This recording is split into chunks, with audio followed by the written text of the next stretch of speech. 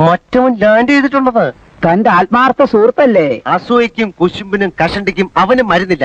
കപ്പിന് വേണ്ടിയിട്ടായിരുന്നെങ്കിൽ ഞാൻ അന്ന് ഡിസിഷൻ എടുത്തേനെ. ആരാ വിളിച്ചത്?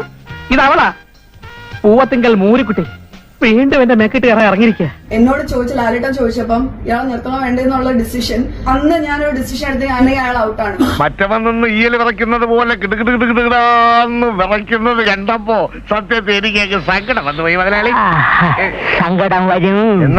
അപ്പം ഞങ്ങള് ഗിഫ്റ്റ് ചെയ്തൊരു കപ്പ് തന്നെയാണ്. അപ്പൊ അത് വെച്ചിട്ട് ആ ഗിഫ്റ്റ് എനിക്ക് തിരിച്ചെടുക്കണമെന്നില്ല. നിനക്ക് പിന്നെ അസൂയില്ലാത്തോണ്ട് കുഴപ്പമില്ലട്ടാ. സന്തോഷത്തോടു കൂടി ഞങ്ങൾ കൊടുത്താണ്. ഇപ്പം കണ്ടല്ലോ, ഇനി എന്നെ ശല്യം ചെയ്യാൻ വന്ന ഇതൊക്കെയാവും ഫലം. സമ്മതിച്ചു, നീ വലിയ സാമർത്ഥ്യക്കാരി തന്നെ. പക്ഷെ ഒന്നോർത്തോ, അല്പം കൂടി സൂക്ഷിച്ചില്ലെങ്കിൽ പാര അങ്ങോട്ടും വരും. അപ്പൊ ഈ ഗിഫ്റ്റ് തന്ന ആള് പറയുന്നത് ഈ അന്ന് ബിഗ് ബോസിൽ വെച്ചിട്ട് ഞാൻ ഒരു വാക്ക് ലാലേട്ടനോട് പറഞ്ഞിരുന്നെങ്കിൽ അപ്പം ആ നിമിഷം എന്നെ പുറത്താക്കാൻ വേണ്ടി അവരിരുന്നതാ. എന്താ സംശയം? എന്റെ തള്ളിപ്പൊളി നീ പരിപാടി നിർത്തിയില്ലേ? അങ്ങനെ എനിക്ക് ഗിഫ്റ്റ് കിട്ടിയ ഒരു കപ്പാണ്. നിങ്ങൾക്ക് അറിയാമല്ലോ. എത്ര കാലം എന്ന് വെച്ചാ ഇങ്ങനെ അപ്പുറവും ഇപ്പുറവും കത്തിച്ച് നക്കാപ്പിച്ചാ പറ്റി ജീവിക്കുക.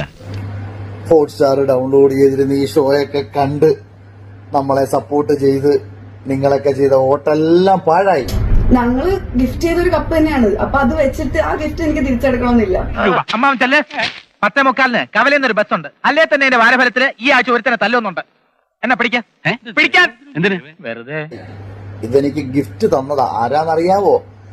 തിരുവനന്തപുരത്തുള്ള എന്റെ സുഹൃത്തെനിക്ക്, പേര് ഞാൻ പറയത്തില്ല, പേര് പറഞ്ഞാൽ കൊണ്ട് കേസ് കൊടുക്കും. എല്ലാവർക്കും എന്നെ ഭയങ്കര പേടിയാ. പിന്നെ പ്രേക്ഷകർക്ക് എന്നെ ഭയങ്കര ഇഷ്ടമാണ്. ബ്രില്യന്റ് ആയതുകൊണ്ടാവാം. ഈ പ്രിയപ്പെട്ടവർ ഒരുപാട് ആഗ്രഹിച്ചു, എന്താടീ ശോഭേ നീ ആ കാലമാടനെ പുറത്താക്കാൻ ഒരു അവസരം കിട്ടിയിട്ട് നീ പുറത്താക്കാതിരുന്നത്. അതിനാണ് ബുദ്ധി വേണമെന്ന് പറയുന്നത്. അതില്ല. എനിക്ക് വിവരമുണ്ട് എന്ന് മറ്റുള്ളവർക്കൂടെ തോന്നണ്ടേ. തലയ്ക്കകത്ത് കള്ളിമണ്ണാണെന്നുണ്ടെങ്കിൽ എനിക്കൊന്ന് തലച്ചോറ് കുറെയെങ്കിലും ഒക്കെ വർക്ക് ചെയ്ത്. അതുമില്ല. ഇവിടെ അടിക്കടി ഒന്ന് ബുദ്ധിമുട്ടിക്കരുത്. ഇറങ്ങേണ്ടി വെളിയിൽ ഇറങ്ങാൻ വെളിയില്ലേ? ചെവിന്നുള്ളിക്കോ, ഇതിന് നീ അനുഭവിക്കണം. നീ അനുഭവിക്കും. ഞാൻ അനുഭവിച്ചു.